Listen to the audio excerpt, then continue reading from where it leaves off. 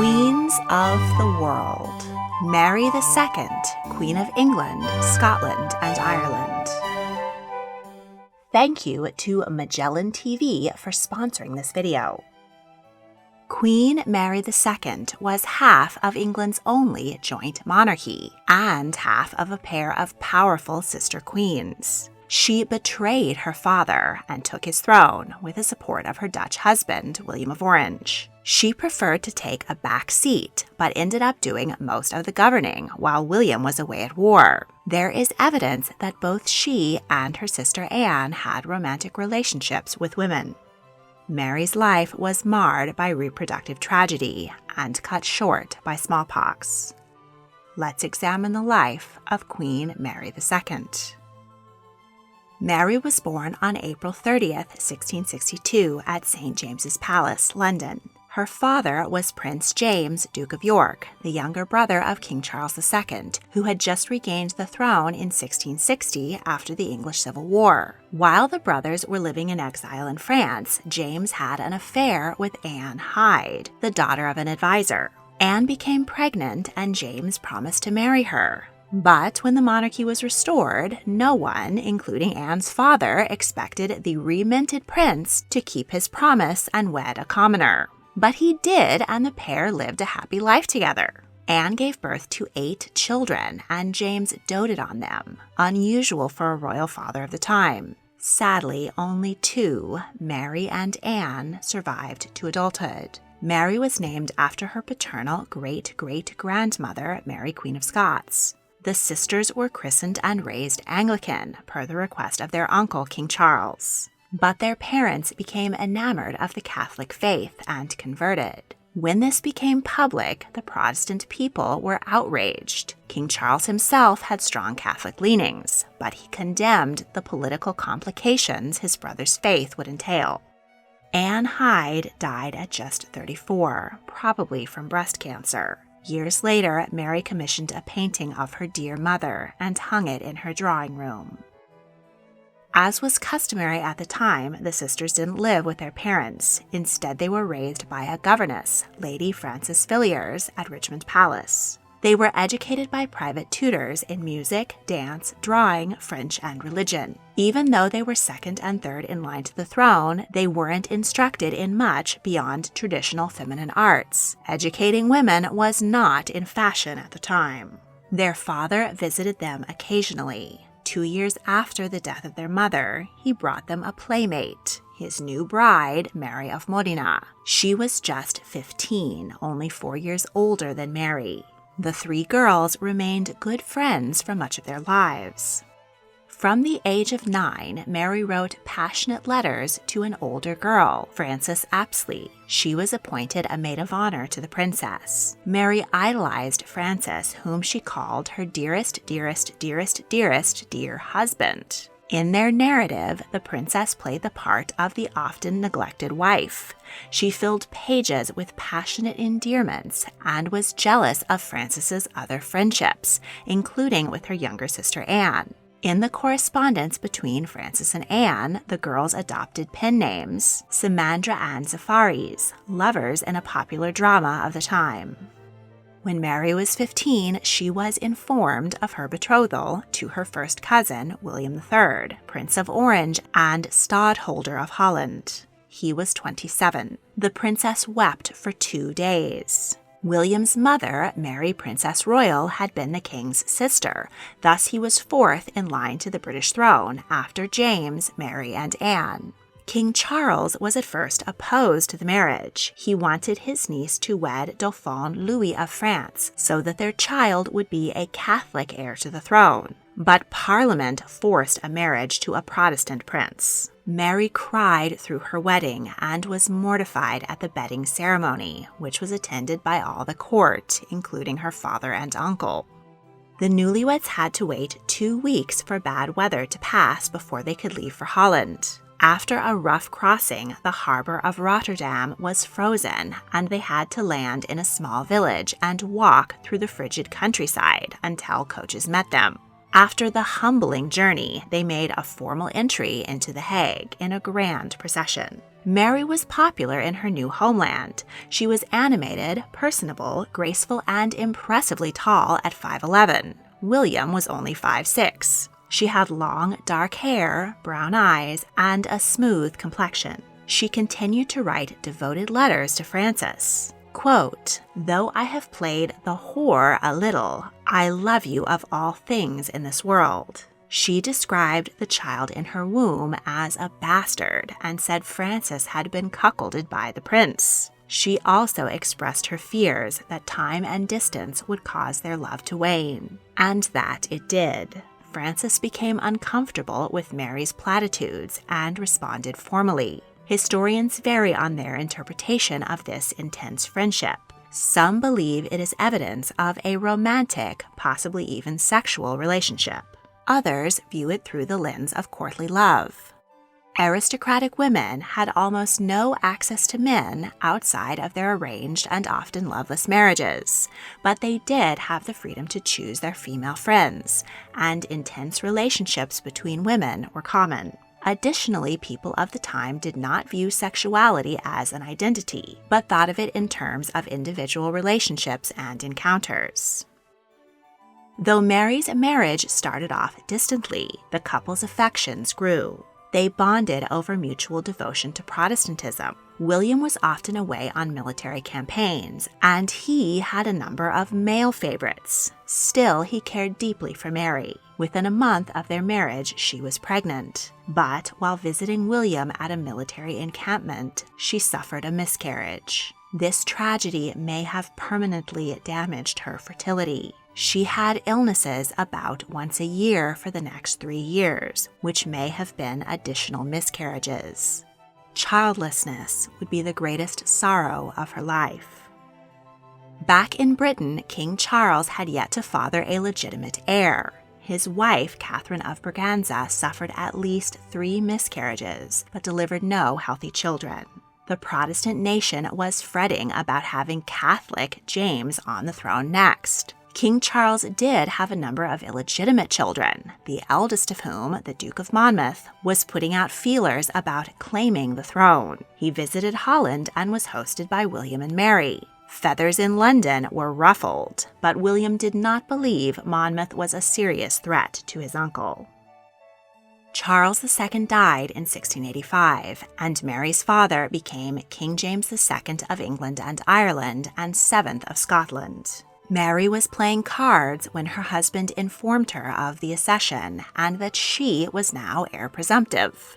The Duke of Monmouth did raise an army and make a play for the throne, but he was easily defeated by his uncle's army and beheaded. Mary and William were dismayed at their cousin's death. James enacted a number of controversial religious policies and suspended acts of parliament by royal decree. Mary communicated to him her strong disapproval. She was even more dismayed when her father refused to help her husband when France invaded Orange and persecuted Protestant Huguenots. To get back at his daughter for daring to question him, James had a staffer inform her that her husband was having an affair. She waited outside of his supposed mistress's room, and she did catch William leaving in the dead of night. He claimed that they were exchanging diplomatic intelligence, and Mary believed and forgave him. She fired the snitching staffer. If you want to learn more about fascinating women, then check out She-Wolves, the Early Queens of England. You can watch this and so many more educational and entertaining documentaries on Magellan TV. They have an incredible collection highlighting whatever you're interested in. Click the link in the description to get a free 30-day trial to watch She-Wolves, the Early Queens of England, and all the rest of Magellan TV's extensive collection of over 3,000 documentaries. And now, back to history. James II hadn't fathered any new sons to displace Mary and Anne in the succession. His wife, Mary of Modena, had given birth to 12 children. All were miscarried, stillborn, or died in infancy. Though the king was unpopular, he was tolerated because when he died, Mary would be queen. But all that changed in 1688, when the Queen finally delivered a healthy son, James Francis Edward. Royal births were usually attended by dozens of courtiers, so that there would be no question of legitimacy. But James made the mistake of only inviting his Catholic supporters to witness his wife give birth. Rumors ran wild that the real royal infant had been stillborn, and a changeling child had been smuggled in a warming pan. Mary and Anne wrote to each other and shared the belief that the baby was not their true brother, but part of their father's plot to displace them with a Catholic heir. Whether his or not, James's son was his downfall. 7 English nobles wrote secretly to William of Orange, inviting him to invade England and take the throne for his wife. Mary stayed in the Netherlands as William sailed the Dutch Armada across the Channel and up the Thames to London. The invasion was free of bloodshed. The English army and navy supported William, and he was hailed as a liberator. Abandoned, King James attempted to flee, but was arrested. However, William had no desire to execute his father-in-law, and making him a martyr would only rile up English Catholics. When James tried to escape again, William allowed him to get to France. Mary was distraught at having betrayed her father, but she believed the invasion was necessary to save the church and state. She harbored a secret joy at returning to her homeland. William instructed her to appear cheerful during their triumphant arrival in London, but many criticized her for being cold to her father's plight. Parliament declared that James had abandoned the throne, and thus it was vacant for the next in line. It's not clear whose idea it was for William and Mary to be joint monarchs. Some argue William was jealous and insisted Mary share the crown. He himself was third in line behind her sister Anne, after all. Others say Mary told William she intended to obey him, as she had vowed on their wedding day, and that she would do everything in her power to make him king. Either way, Parliament offered the throne to both of them. The only precedence was Queen Mary I, who allowed her husband Philip of Spain to be a king consort. But Philip was incredibly unpopular and had limits set on his power, including that he would lose his kingship upon his wife's death. William had no such limits and ruled as a full king. Copies of St. Edward's crown, St. Edward's chair, the orb, scepter, and other regalia were made so that the couple could be crowned as equals on April 11, 1689. The Archbishop of Canterbury refused to recognize the validity of James II's removal, so the Bishop of London performed the coronation instead. The takeover was dubbed the Glorious Revolution because the throne had changed hands and the role of the monarch had been redefined without bloodshed. Because the king and queen were now ruling at Parliament's invitation, politicians held the upper hand. The Bill of Rights put restrictions on the royal prerogative. The sovereign could no longer suspend the law, levy taxes without consent, raise a standing army during peacetime, interfere with elections, or punish MPs for disagreeing with them. She was known in England and Scotland as Mary II. In England after the Tudor Mary I, and in Scotland after Mary Queen of Scots. He was known as William III in England, but William II in Scotland, as there had only been one previous King William there in the 1100s. The Scots, who saw James Stuart as one of their own and William as a foreign invader, were more divided. The Estates of Scotland did eventually vote to recognize William and Mary as king and queen, but with far more grumbling. Viscount Dundee raised an army and revolted, but he was killed in battle. The MacDonald clan was one of many who refused to swear allegiance to the new sovereigns. They were made an example of when 30 men, women, and children were massacred at Glencoe. For generations to come, James II's descendants, known as the Jacobite Pretenders, would go to Scotland to raise support for their attempts to retake the throne. In 1692, James traveled to Ireland to raise Catholic troops, but William ended the rebellion at the Battle of the Boyne. Protestants in Ireland still hail him as Good King Billy, and the orange portion of the Irish flag representing Protestants is derived from his title, Prince of Orange. The College of William and Mary in the American colony of Virginia was also named for the monarchs. William and Mary were not impressed with the outdated Tudor royal palaces available to them. Their youth on the continent and visits to Versailles gave them higher expectations for style and comfort. And the fog and bad smells at the palaces of St. James and Whitehall in the heart of London set off William's asthma. But the couple didn't have enough money to build a new Baroque palace. As a compromise, they purchased an existing two-story Jacobean mansion in the London suburb of Kensington. The property was close to the city, but came with acres of parkland and fresh air.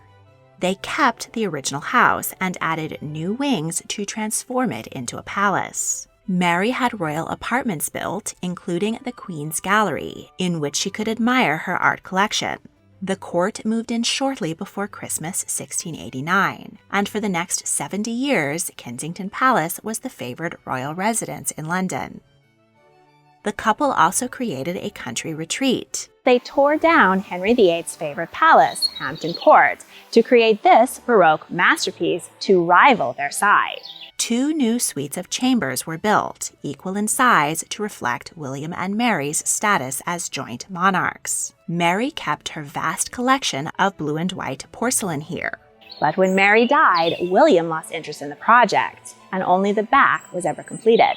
The upside was that the front Tudor part of the palace was saved from demolition. To this day, Hampton Court remains a Frankenstein building, Tudor palace in the front and Baroque palace in the back. When William was in England, Mary retired and allowed him to make all the political decisions. But he spent the 6 warm months of each year on the continent, defending Holland from France. While he was gone, Mary administered the government. She was conservative and religious. She attended prayers at least twice a day, and only missed Sunday service once when she was in bed with a dangerous fever. Many of Mary's proclamations clamped down on insobriety and vice, and she took a special interest in appointing clergy. She ordered the arrest of her uncle, Henry Earl of Clarendon, for plotting to restore her father to the throne. And she dismissed the influential John Churchill, Earl of Marlborough, for the same reason. This fissured Mary's relationship with her sister Anne. Churchill was the husband of Anne's favorite, Sarah. Arguments over money further soured the sisterhood. Anne suffered yet another stillbirth. When Mary went to visit her, rather than offering comfort, she berated her for her scandalous relationship with Sarah. The sisters never saw each other again.